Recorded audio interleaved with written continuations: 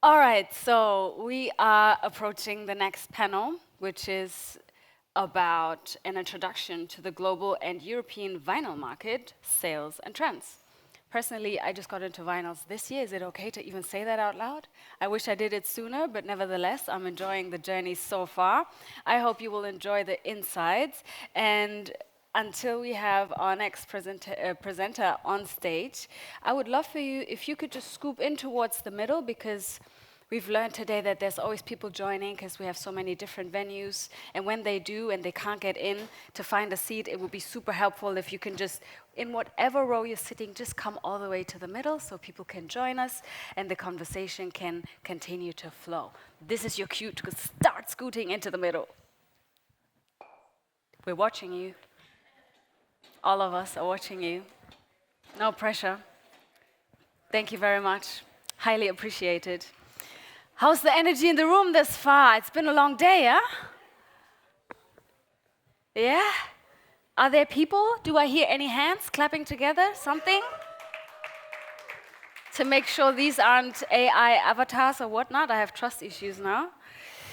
All right, so please welcome Marit, who will be hosting our next session. Hello, Marit. Give her some more energy, energy. What are you looking forward to discuss with your panelists? Vinyls. So it's all about the growth of the vinyl market. Is it still there? You know, limited editions. What do artists do? Labels do? And as we have quite some international guests, I'm really looking forward to get insights from different markets. And I'm looking forward to your session as well. And once again, if you have questions, if you have remarks, you can also pop them into the Swap app and we can get to them. And if you have time to ask questions the good old analog way, obviously feel free to do so. Enjoy your session. Thank you. So thanks for coming. I'll just do a quick introductory round, starting with me because I have the mic already. I'm Marit, I'm the general manager for Idle. It's a digital distributor, actually. I run the German office. I also have a small artist management company and run a small label. And I'm really happy to have that diverse panelist roster here on stage. And I think everyone can just introduce themselves because it's... Hi, my name's Lawrence, and I run rough trade shops in the UK, as well as helping out with our German business and American business.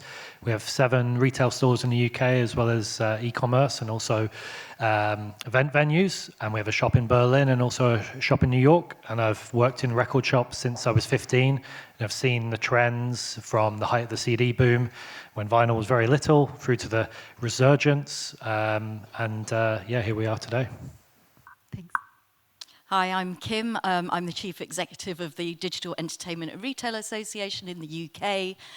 We represent all the major DSPs, Spotify, Google, Amazon, but as well 300 independent high street record shops and everyone in between like HMV. I've been the CEO for 22 years, so like Lawrence, I've seen the highs and the lows. Hi, I'm Ilya from Singapore. I'm the founder and CEO of ILY Records, which means I Love Your Records. My booth is actually, I have a pop-up booth. That's what I do, record store pop-up at the Palais. And I also do other things like record label stuff and many other things. Yeah. Hi, I'm Zhang Zhao. I come from China, Beijing. I'm a professor of the School of Music and Recording, Communication University of China. And since 2014, the Music Industry Development Research Center, which I in charge of, has started to write and release the annual report about the development music industry in China. So this year is the first time our digital music report was accepted by the Handbook of Global Music Industry. We are looking for more international cooperation, so I am here. Thank you. Yeah, we will get into the Chinese market a bit later on, but I wanted to start with Kim and ask you to maybe give a rough, because you deal with so many data and you're kind of the source. If you could just give us a rough overview of what the vinyl market in the UK looks like and what you can specify as like trends and yeah. Sure, I'll try and keep it brief. So basically we've seen continual growth in the vinyl market in the UK now for 15 years. We're still seeing double-digit growth at the moment, so the value of the UK market's about £170 million last year, still growing at 10% this year. It's having a really positive knock-on effect as well for the number of independent record shops in the UK who are obviously driving that vinyl market. So from a low 15 years ago where we only had about 290 shops, we saw 460 shops last year. So I think it's all positive news for vinyl in the UK. Cool, thanks. What about China? Because I know you also did a lot of research and data analysis. Because we over here in Europe, we don't know a lot about China, so it's really interesting to hear what's going on there. Okay, I'm sorry because my English is not so good, so I prepare some material about the development of music industry in China. You know, as I mentioned in our reports, the extent of the music industry covers the music creation, performance, production, publish and distribute. All industry related to music production and service. You know, just the market size of China music industry has increased from 272 billion yuan in 2013 to 469 billion yuan in 2023, entering a period of rapid development. Yes, and you know, just the physical recording industry is an important part of our China music industry development report. Compared to the 72.2% high-speed growth of the overall music industry market scale, the market scale of audiovisual publishing industry has decreased from 1.3 billion yuan in 2013 to 1.2 billion yuan in 2020, down 13%. But you know, recently a retro trend has come up quietly. Also, because people want high quality sound, vinyl record has had an unexpected comeback, and the market demand for them has gone up again. In 2024, the sales of vinyl records were 925,000, and the market size of vinyl records in China reached 343.2 million yuan, with a year-on-year growth of 140%. The vinyl record market in China has shown a strong recovery trend. Yeah, thanks a lot. I think it's interesting, especially in China, where one usually thinks it's all digital. You have so many digital innovations going on, and to see that even there the vinyl growth is a thing. I think it's really interesting. One question maybe, is it mainly local repertoire, or how is the market also open for European labels to be distributed there?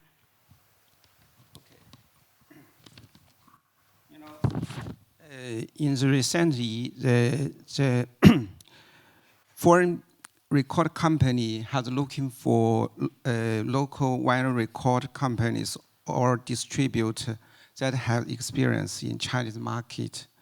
Use the market channel to help the foreign company get into the understanding the Chinese market better. Right now, some international record company like Universal Music and Sony Music have set up deep cooperative ties with professional vinyl record distributors and labels in China. For instance, Universal Music has come out with a Beyond theme vinyl record player together with the Chinese local vinyl company Heyo Music. They also released Jack Chen's Love Spark and The Wolf Hunt on vinyl records. This is the first time the two albums were released on vinyl in Chinese mainland. And maybe, I know, as I mentioned, maybe now there are mainly 4 paths of cooperation between the foreign company and Chinese labels. The first one may be production. Chinese record manufacturer Yang Tong has caught the wave of vinyl reviewers. It has opened new production line and can press 800 record every day to supply domestic and foreign record company. Foreign record company can work with Chinese manufacturer to make the supply chain better, low cost, and be more efficient. Second, maybe sale. Foreign record company can team up with the independent retailer in China to sell vinyl records through them. These independent retailers usually know a lot about music and can give personalized suggestion and details music knowledge. This can help build trust with consumer and a sense of community. The third one is technical support. Foreign record company can share the latest vinyl production technical and market trends with Chinese partner. For instance, Making Vinyl is annual meeting that gather key players from all parts of the vinyl manufacturers and distribution industry, like recording companies, pressing factories, package experts, retailers, and fans. Yeah.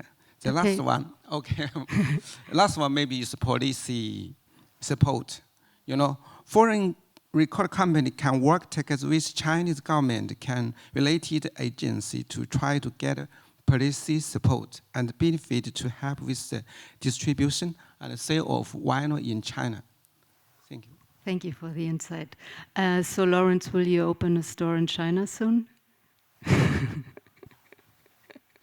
No, I'm kidding. Not a serious question. No, I actually wanted to ask you, because I mean you run very successful record stores, and how do you explain this trend of vinyl? Is it like a shift in the consumer age or groups or gender, or what do you see? Like where does the new audience come from? Yeah, I mean, there's lots of different factors to that. I mean, on the latter point about the demographics and the audience, we've definitely seen a change. One thing that's really interesting is we're getting a lot of younger customers, and younger customers are more likely to have a more even split on gender. So 50 plus audience is generally 80% male, and 18 to 24 is 60% male. I think what's really interesting is how vinyl, you know, has traditionally had a stronghold amongst maybe an older customer that remembers when it was, you know, preeminent in the, you know, 70s and 80s. But this, you know, moving into like new demographics is great, and has been a big part of why we've been able to, you know, be successful. And it's really encouraging. I mean, why that is very interesting. I would argue that the access of streaming is really positive, because I remember as a kid in the height of the CD age, you know, I had to spend 150 quid to buy every Clash album, you know, to hear them. Whereas now for £10 a month, I can listen to any song and I can discover this incredible music. But then when I want to cement my fandom and celebrate this art, rather than buying 15 CDs a year, I might buy a few records, and it is a higher transaction. You see this, people talk a lot about the value gap, right, from streaming to vinyl, And yeah, it's really interesting. I think people are buying vinyl to celebrate, you know, what they're into. It says something about them. It's a piece of art. It's a closer representation to the artistic vision. So yeah, it's a really interesting time, and it's amazing. You know, Kim has done amazing work with ERA supporting Record Store Day, and I think that's been synonymous with the success of vinyl over the last 10, 15 years. And also, hats off to the artists, labels, and the manufacturers, because if you look at the quality of product, you know, I've got records in my collection from the 70s and 80s. You know, some of them are pretty flimsy, right? You know, 120 gram, barely that. The product now is great. You know, all the different variants, the special editions, and artists are putting a hell of a lot into it.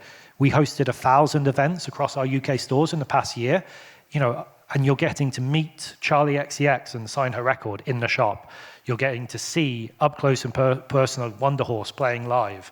You know, this is incredible, and I think it's great to see the labels and artists investing in that. Long may it continue. Kim, is this something that matches your experience and your data, that, you know, additional benefits, not just, you know, going into a store and buying a vinyl, but like special events, you know, bands playing live, greet and meet with artists? Is that something that really drives the audience into stores? Yeah, absolutely. And it's very symbiotic, the whole thing. So, you know, people see live artists, they want to buy the product or experience them, you know, in store doing something else.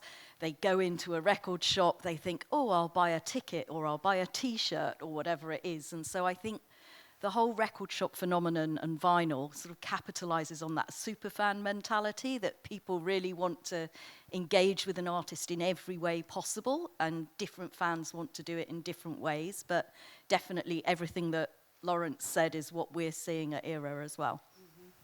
Thanks. Ilya, I know that you have a very special approach to your label and how you market your products and sell your products. Can you tell us a little bit more about that, what you try to do with especially the physical product? Yeah, okay. Firstly, like I said just now, just from what I'm doing, I'm a pop-up record store. That's how record stores nowadays look like. We don't have physical spaces. We are online, we pop up, and then especially like shout out to in Singapore, one of the most important ones like Lefty Records, he does it online. And I came from Manila, where it's so saturated. They are actually the Berlin of Asia, I can safely say that, because I think people need to watch Philippines. Because why? Philippines are very underrated. Manila is very underrated. The music there is great. I do import-export there. And then when I do pop-ups, I'm talking about me bringing in, like, for example, Delta Sleep from UK, you know. I'm a big fan of what he does, like Rough Trades. That's like the first record store I went to 10 years ago. And coming from Singapore, I mean, we all speak English and listen and consume like English music, and not just Singapore. We're talking about Malaysia, we're talking about Hong Kong, even in China. We know people might not speak in English, but we consume it. None of us probably speak Icelandic, but we listen to Sigur Rós, we listen to Björk, you know. That's what I'm trying to say as well to Filipinos, whereby you don't have to worry about the fact that the world don't understand Tagalog, you know. Like,